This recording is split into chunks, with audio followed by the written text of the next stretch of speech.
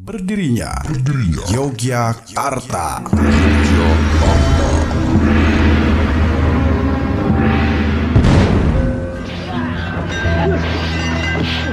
Berdirinya Yogyakarta, sebuah cerita yang digubah dari sebuah buku sastra Jawa yang berjudul Babad Nitik Ngayogya.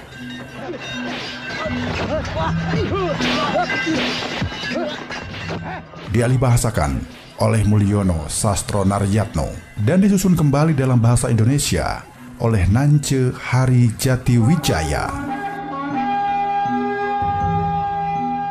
Dibaca seutuhnya dari buku Berdirinya Yogyakarta yang diterbitkan oleh Bagian Proyek Pembinaan Buku Sastra Indonesia dan Daerah Jakarta tahun 1999-2000, Pusat Pembinaan dan Pengembangan Bahasa, Departemen Pendidikan Nasional.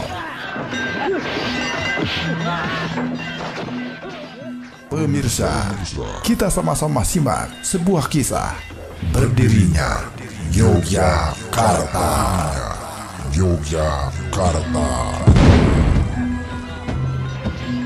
Saya Gilang Kasnadi, penutur cerita ini. Selamat mendengarkan.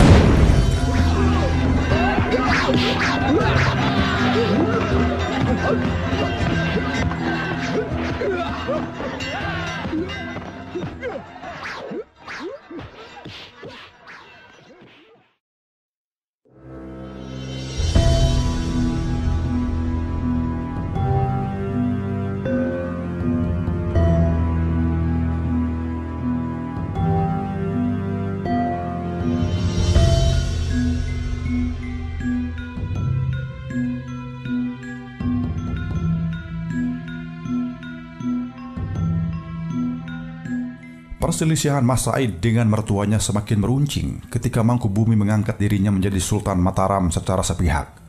Oleh karena itu, Mas Said segera menemui Pangeran Bintara, Adipati Martapura dan Panembahan Madura.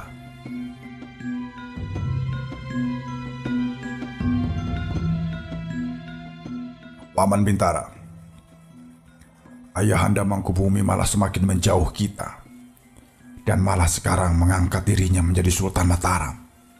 Bagaimana ini, Paman? Mas Said membuka pembicaraan. Saya juga tidak tahu, anak Mas Pangeran, jawab Pangeran Bintara.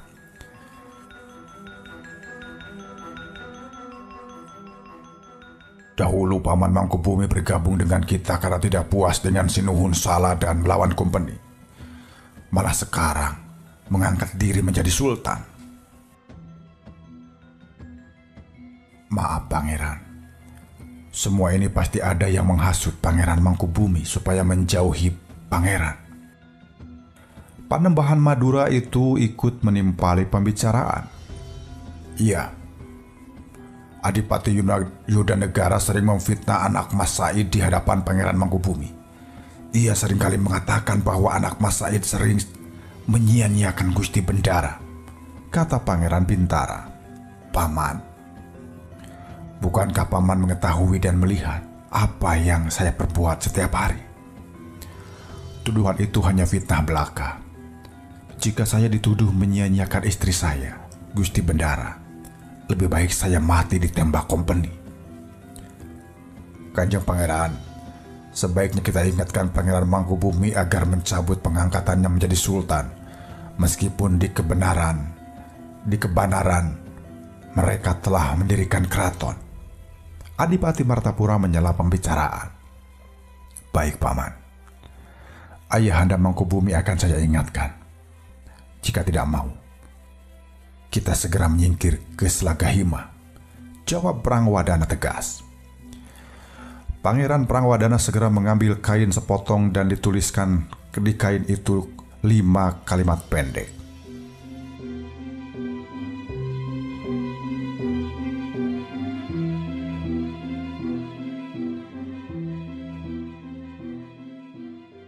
Merasa ikut memiliki, merasa ikut tanggung jawab, berani berintrospeksi diri.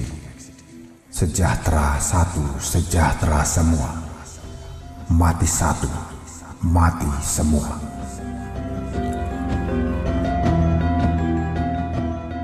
Kain itu pun digulung dan dimasukkan ke dalam bambu, kemudian diserahkan kepada Tumenggung Saradenta supaya disampaikan secara langsung kepada Pangeran Mangkubumi. Tumenggung Saradenta pun segera mengantarkan surat itu kepada Pangeran Mangkubumi. Ketika membaca surat itu, Pangeran Mangkubumi sadar bahwa ia diingatkan oleh menantu yang sekaligus juga kemenakannya sendiri, Adipati Yudanegara. Tampaknya yang dikatakan Said ini benar, bahwa ia ikut memiliki negeri ini. Ia juga ikut bertanggung jawab terhadap kelangsungan Mataram. Ia menyarankan agar saya berintrospeksi bahwa perjuangan ini yang memulai adalah Prangwadana, bukan saya, kata Pangeran Mangkubumi sambil matanya menatap jauh keluar ruangan. Tapi Pangeran, jangan-jangan Mas Said menginginkan jabatan itu, kata Yudanegara. Ayah, bisa juga Kang Mas Said ini iri karena ayahanda mengangkat diri menjadi Sultan Mataram. Putra Pangeran Mangkubumi menyela pembicaraan. Semua itu hanya perkiraan belaka. Coba engkau antarkan surat ini sekarang juga kepada kakak iparmu. Ia akan kuberi jawaban patih, kata Pangeran Mangkubumi sambil memerintah Pangeran Dipati. Pangeran Dipati segera meninggalkan tempat itu dan menuju ke tempat kakak iparnya, Pangeran Prangwadana. Setelah bertemu dan berbasa-basi sejenak dengan Prangwadana beserta istri, ia segera menyampaikan surat ayahnya. Setelah surat itu dibaca, Pangeran Prangwadana pada dasarnya setuju dengan jabatan yang ditawarkan oleh mertuanya. Ia siap melaksanakan tugas kapanpun. Karena itu, adik iparnya segera dimintanya pulang untuk menyampaikan kesanggupan itu kepada ayahnya. Ketika hendak menghadap ayahnya, di tengah jalan Pangeran Adipati bertemu dengan Adipati Yudanegara.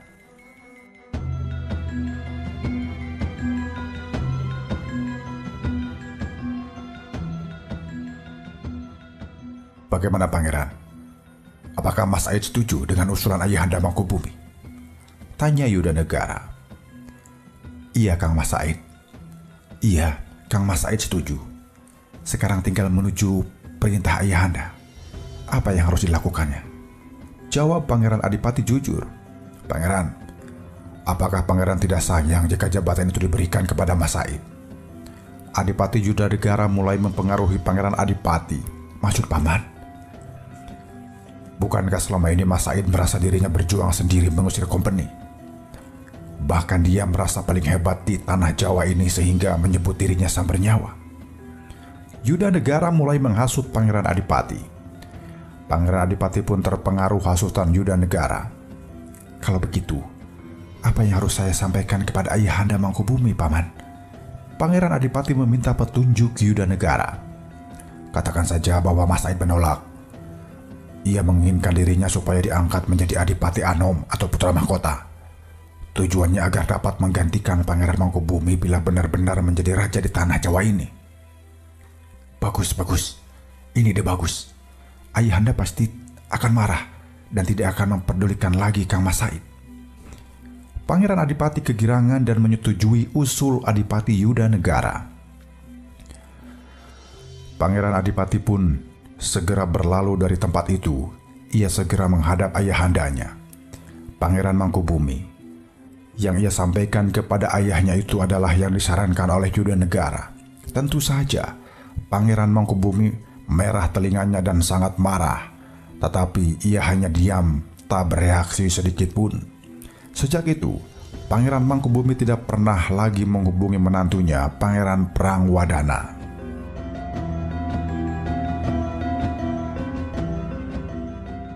Sementara itu, dengan berharap-harap cemas Pangeran Prangwadana yang lebih dikenal dengan sebutan Mas Said menanti jawaban surat berikutnya. Namun hari telah berganti minggu, minggu telah berganti bulan. Pangeran Mangkubumi tidak memberikan jawaban sedikit pun kepadanya. Justru mulai tersiar kabar bahwa Mas Said menginginkan supaya diangkat menjadi Pangeran Adipati. Ketika mendengar fitnah semacam itu, hati Mas Said menjadi panas dan ia pun geram. Akhirnya Mas Said memutuskan untuk menyerang tempat tinggal mertuanya di Kebenaran. Benteng yang telah dibangun menyerupai keraton itu pun porak-poranda oleh prajurit Mas Said. Pangeran Mangkubumi dan para prajuritnya terdesak sehingga ia melarikan diri sampai ke arah Kedu. Di daerah Kedu, Pangeran Mangkubumi menggalang kekuatan. Banyak rakyat yang dilatih keprajuritan. Prajurit-prajurit yang telah dilatih Mangkubumi menyebut dirinya dengan nama Sawung Galing atau prajurit pengawal raja. Pertikaian antara Mangkubumi dan Mas Said membawa kesengsaraan masyarakat yang semakin menjadi. Bertahun-tahun mereka tidak menuai padi sehingga masyarakat betul-betul susah sandang, susah pangan. Banyak penduduk mati kelaparan. Mereka yang bertahan hidup terpaksa harus makan seadanya. Umbi-umbian, ketela, singkong, talas, dan pangkal pohon pisang. Hal itu membuat Kompeni dan Pakubuwana III menjadi gelisah.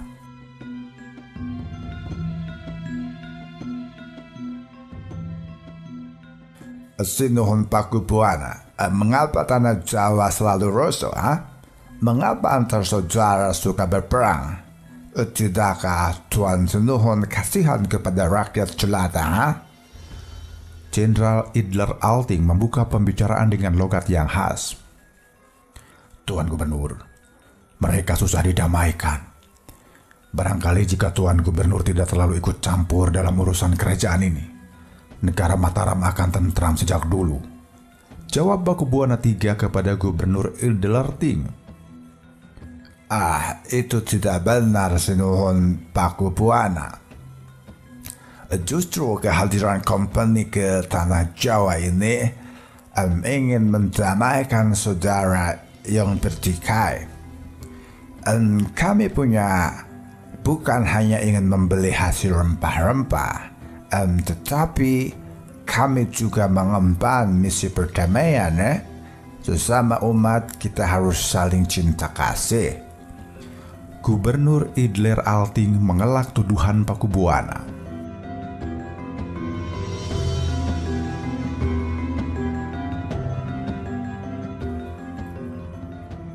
Sinuhun, meskipun hamba telah gagal membujuk Mas Said beberapa bulan yang lalu, hamba belum gagal membujuk Paman Paduka, Pangeran Mangkubumi. Patih Pringgalaya menyela pembicaraan Pakubuwana dan Gubernur Idler Alting yang mulai memanas. Paman Pringgalaya, saya tidak yakin Paman Mangkubumi dapat kita bujuk untuk meletakkan senjata. Terlebih, Paman Mangkubumi sangat membenci Paman Patih. Jawab Pakubuwana. Itu sesuatu yang gampang, Tuan Sinuhun. Serahkan saja kepada Kompeni. Ya, betul. Serahkan saja kepada Kompeni, ya. Pasti Pangeran Mangkubumi bersedia meletakkan senjata. Apalagi akhir-akhir ini Pangeran Mangkubumi sedang berselisih dengan Pangeran Prangwatana. Idler Alting menyela pembicaraan sambil mengusap cerutunya dalam-dalam. Benar yang dikatakan Tuan Kompeni ini. Sinuhun, Pangeran Mangkubumi sering terdesak jika berperang melawan Mas Said. Seminggu yang lalu, saya dengar kabar bahwa Pangeran Mangkubumi terdesak sampai ke daerah Kedu Tengah. Patih Pringgalaya ikut mempertegas keterangan Idler Alting. Benar itu, Pangeran Pringgalaya. Saya juga mendengar kabar kekalahan Pangeran Mangkubumi. Karena itu, jika Tuan Sinuhun setuju, saya bersedia menjadi juru runding, ya. Idler Alting mulai membujuk Pakubuwana III. Bagaimana Paman Pringgalaya? Tanya Pakubuwana. Saya sependapat dengan Tuan Idler Alting, Sinuhun. Patih Pringgalaya menyela pembicaraan. Baiklah, jika memang itu merupakan langkah yang terbaik bagi kita. Jawab Pakubuwana.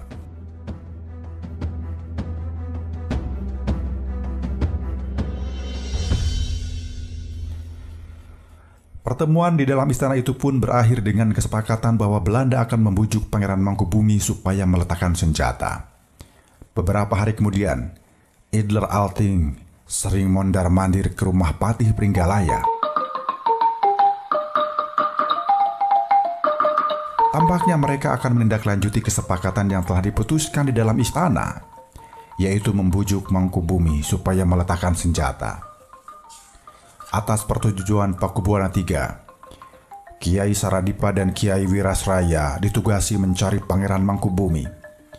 Dengan senang hati, Kiai Saradipa dan Kiai Wirasraya pun menyanggupinya. Pada hari yang telah ditentukan, kedua utusan itu pun segera berangkat mencari Pangeran Mangkubumi. Mula-mulanya, kedua orang ini mencari Pangeran Mangkubumi ke daerah Sukawati, tetapi ternyata tidak ada. Mereka kemudian mencari ke daerah Kedu. Ternyata Pangeran Mangkubumi juga tidak ada. Ketika Kiai Wirasraya dan Kiai Saradipa melepas lelah di surau yang terletak di tepi sungai yang airnya sangat jernih, tiba-tiba mereka melihat rombongan prajurit yang akan melewati surau itu. "Ayo," jawab Kiai Wirasraya sambil berdiri. Kedua orang itu pun akhirnya mendekat. "Maaf Kisanak, kami mengganggu. Kisanak, kami ingin sekali bertemu dengan Pangeran Mangkubumi. Dapatkah Kisanak membantuku?" tanya Kiai Saradipa sopan. Ketika mendengar pertanyaan itu, prajurit yang lain malah berloncatan dan mengepung Kiai Saradipa dan Kiai Wirasraya. Di antara mereka ada yang menghunus pedang dan ada pula yang menggenggam tombak. "Siapa kalian? Berani memasuki daerah ini?" tanya seorang yang bertubuh tinggi dan agak kurus. "Maaf Kisanak, kami utusan Sinuhun Pakubuwana. Kami ingin menemui Pangeran Mangkubumi," jawab Kiai Wirasraya sabar. "Bohong!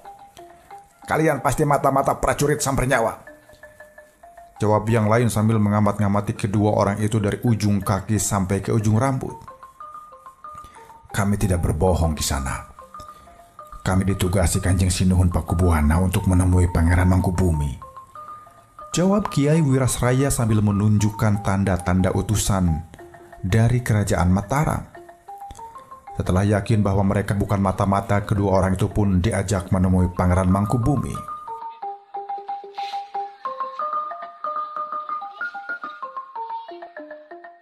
"Pangeran, kedua orang ini ingin sekali bertemu Paduka Pangeran," kata seorang prajurit sambil menunjuk Saradipa dan Wirasraya.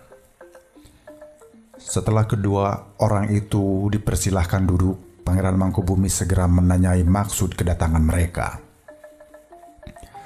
"Hamba ditugasi Kanjeng Sinuhun menyampaikan surat ini, Pangeran," kata Kiai Saradipa sambil menyerahkan gulungan surat dari Sinuhun Pakubuwana. Setelah surat dibaca, Pangeran Mangkubumi berseri-seri wajahnya. Ia pun mengangguk-anggukkan kepala, tanda setuju dengan isi surat itu. Pangeran Mangkubumi segera berembuk dengan para adipati dan para tumenggung yang selama ini menasihatinya. Sang pangeran itu pun segera membuat surat balasan yang isinya menyetujui usulan Sinuhun Pakubuwana, asalkan Pakubuwana merelakan Mataram dibagi menjadi dua.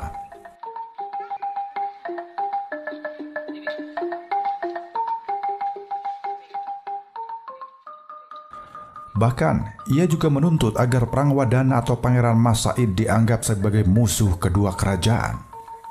Selain itu, ia juga meminta agar Patih Pringgalaya dipecat dari jabatannya dan Adipati Banyumas, yaitu Yuda Negara, diangkat menjadi patih yang mendampingi dirinya. Jika Sinuhun Pakubuwana setuju, pembicaraan itu dapat dilanjutkan dan Mangkubumi bersedia meletakkan senjata. Atas desakan Kompeni dan Patih Pringgalaya, Sinuhun Pakubuwana III akhirnya pun menyetujui usulan Pangeran Mangkubumi. Tepat pada tanggal 13 November 1746, Pangeran Mangkubumi akhirnya mengakhiri perlawanannya terhadap Sinuhun Sala dan Kompeni Belanda. Dan ia menandatangani perjanjian dengan Pakubuwana III di daerah Giyanti dengan disaksikan oleh Kiai Saradipa, Kiai Wirasraya, dan Idler Alting. Perjanjian itu dikenal dengan sebutan Perjanjian Giyanti. Isi perjanjian itu adalah kerajaan Mataram dibagi menjadi dua, yaitu Kerajaan Surakarta dan Kerajaan Yogyakarta. Surakarta dinyatakan sebagai kerajaan yang tertua, sedangkan Yogyakarta dinyatakan sebagai kerajaan yang lebih muda. Gelar raja di Surakarta adalah Sri Susuhunan Pakubuwana, sedangkan gelar raja di Yogyakarta adalah Sri Sultan Hamengkubuwana. Sri Sultan Hamengkubuwana menempati wilayah Mataram bagian barat, sedangkan Sri Susuhunan Pakubuwana menempati wilayah Mataram bagian timur. Ibu kota kerajaan Surakarta tidak berubah, yaitu tetap di kota Sala, sedangkan ibu kota kerajaan Yogyakarta akan dibangun di desa Gamping. Kerajaan Yogyakarta dipersilahkan mempertahankan sebutan Mataram, sedangkan kerajaan Surakarta tidak menggunakan sebutan itu lagi. Pemecatan Patih Pringgalaya tidak disetujui oleh Kompeni, tetapi pengangkatan Adipati Yudanegara menjadi Patih Kasultanan Yogyakarta dapat disetujui.